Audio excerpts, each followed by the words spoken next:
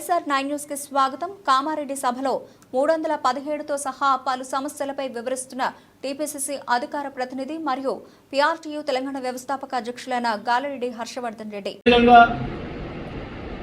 ఇవాళ టీచర్లకు ఉన్నటువంటి మాక్సిమం సమస్యలు అయిపోయినట్టే. లెఫ్ట్ ఓవర్ వేకెన్సీస్ ఇస్తూ మీకు కౌన్సిలింగ్ పెడితే ఇంకేమైనా సమస్యలు మిగులుతాయన్నా? ఏవి బిల్లు మా సోదరులు 317 సంబంధించి మా దత్తాత్రి కానీ విజయ్ కూడా బాధపడుతుంది. నాకు అర్థం కాదు, 317 జీవో వల్ల నష్టపోయినటువంటి రాష్ట్రంలోని ఉద్యోగ ఉపాధ్యాయుల కొరకే కాంగ్రెస్ ప్రభుత్వం మేనిఫెస్టోలో పెట్టింది. నేను మేనిఫెస్టో కమిటీ మెంబర్గా పెట్టించాను. ఆ రోజు రేవంత్ రెడ్డి గారే స్వయంగా శ్రీధర్ బాబు గారికి ఆదేశించి ఒక పీసీసీ అధ్యక్షుడిగా 317ను మనం పరిష్కరిస్తామని మేనిఫెస్టోలో పెట్టించారు. పెట్టించినటువంటి వ్యక్తే ఎన్నికల కోడ్ వస్తుంది, మళ్ళీ ఇబ్బంది అవుతుందని భారత పార్లమెంటు సాధారణ ఎన్నికల కంటే ముందే కమిటీ వేయడం జరిగింది. ఇంటలెక్చువల్ మంచి జీవోల నాలెడ్జ్ ఉన్నటువంటి దామోదర నాగేశ్వర గారు, రుదుల శ్రీధర్ బాబు గారు, పొన్నం ప్రభాకర్ గారి ముగ్గురిని కమిటీలో చైర్మన్ అండ్ మెంబర్లుగా పెట్టి దీన్ని పరిష్కరించమనే కమిటీ వేసింది. క్యాబినెట్ సబ్ కమిటీ దేనికోసం వేసింది? దత్తు 317 కోసమే కదా, 317 కోసం వేసింది. అయితే మేమేం చేసినాం, ఎన్నికల కోడ్ జూన్ 6 అయిన తర్వాత కమిటీ వేసిండ్రు, ఏమీ ముందుకు అడగడం పెట్టడం లేదని కింది స్థాయిలో ఆందోళన జరుగుతూ ఉన్నాయి. మరి దాని ప్రక్రియ ప్రారంభిద్దామని 7th రోజు కలిస్తే 8th రోజే ఒక వెబ్ పోర్టల్ను ఓపెన్ చేసి ఎవరైతే 317 వల్ల స్థానికత అంటే లొకాలిటీ కోల్పోయినరో వాళ్ళందరినీ కూడా మళ్ళీ అప్పీల్ చేసుకోమన్నారు. స్వతహాగా ఎట్లుంటుంది, ఆ పోర్టల్ ఓపెన్ అయిన 3 రోజులకు మళ్ళీ లొకాలిటీ అదర్స్ ఉంది కానీ లొకాలిటీ అని లేదు. మేము పోయిసారి ఇది ఉన్నదే దానికోసం, కమిటీ పని చేస్తున్న దానికోసం, పోర్టల్ ఓపెన్ చేసిన దానికోసం అంటే అవును ఇది కరెక్టే అని చెప్పేసి మళ్ళీ మంత్రులు ముగ్గురు కూడా ఆ సెక్షన్లకు ఆదేశాలు ఇచ్చి లొకాలిటీ పెట్టిపించింది. అంతవరకు బాగుంది. పెట్టిన తర్వాత ఇవాళకి ఒక 36,000 అప్లికేషన్స్ వచ్చినాయి మొన్న జూన్ 30 నాటికి, చివరి నాటికి. మరి 36,000 మంది ఉన్నారా 317 బాధితులు ఈ రాష్ట్రంలో? లేదు.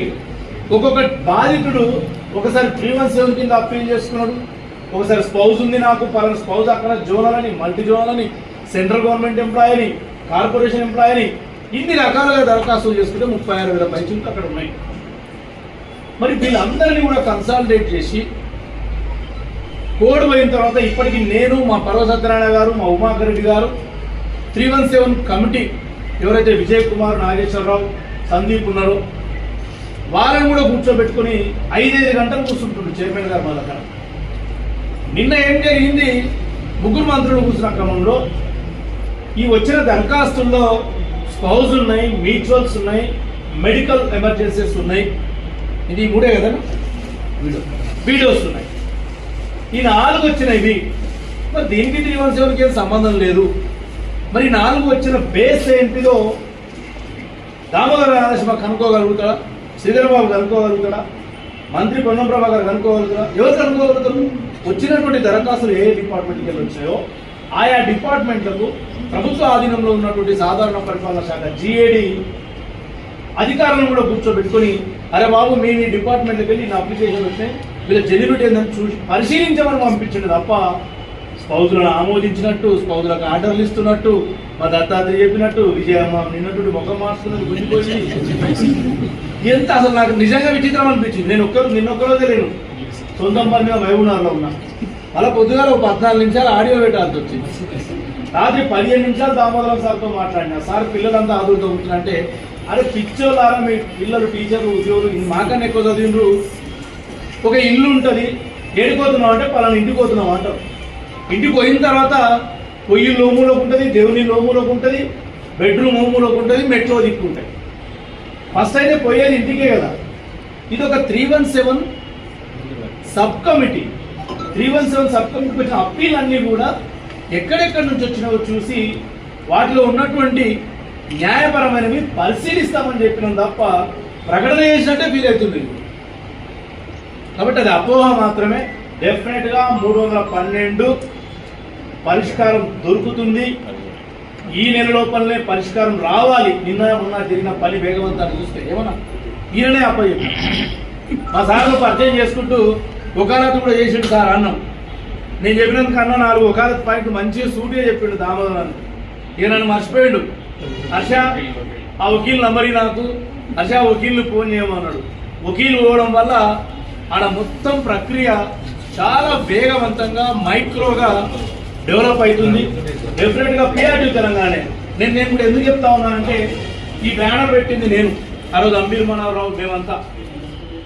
ఆ బ్యానర్ ఒక్కటే ఈరోజు 317 బాధితుల పక్షాన నిలబడ్డది. ఎవరైనా నిలబడ్డారా?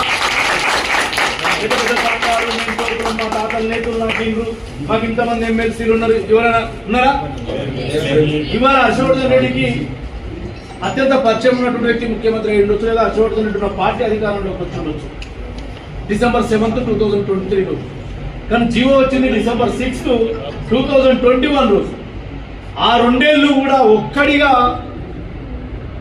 నేను ఆ రోజు నా ప్రభుత్వాన్ని ఎదిరించిన తప్పుడు జీవో నష్టపోతున్నానని. మా విజయ మహా అయితే 2-3 సార్లు అరెస్ట్ అయ్యింది. ఎన్నిసార్లు అరెస్ట్ అయినావు? నేను 18 సార్లు అరెస్ట్ అయినా. జీవో బాధితురాలికి 2 సార్లు అరెస్ట్ అయ్యి 16 సార్లు ఇంట్లో కూర్చొని టీవీ చూసినావు. నాకు బాధ్యత లేదు, పెన్షన్ లేదు, జీతం లేదు, నీకోసం 18 సార్లు అరెస్ట్ అయినా నా చిత్తశుద్ధిని శంకించొద్దని చెప్తున్నా.